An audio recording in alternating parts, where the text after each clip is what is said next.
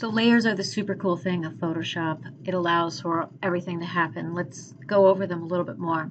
So we've already talked about how to make new layers, right? You can click on this icon, create new layer. We've talked about how to rename them. You can just do a slow double click.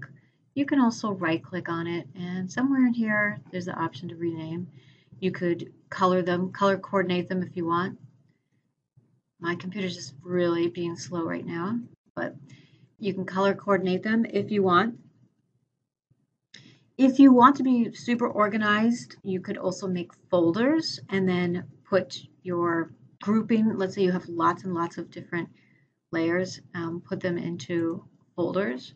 So I could have group 1, and now I just could put like a couple of my colors, for example, into group 1.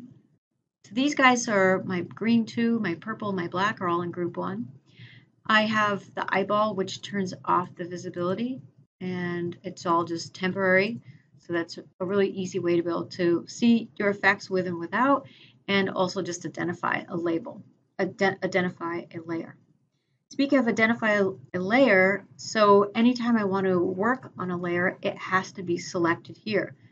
So if I, for example, want to work on this layer here, I need to be able to find it over here.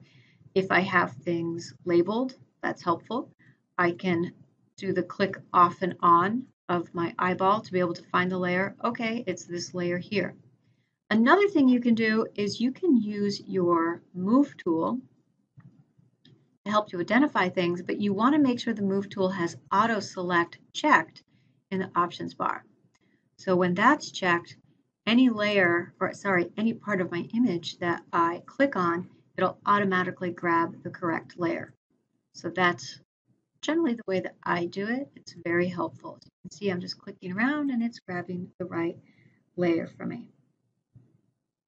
Okay, so we'll be talking about more things with layers, blending modes, and all these other different kinds of things, but hopefully that's a good amount to get you going for this first week.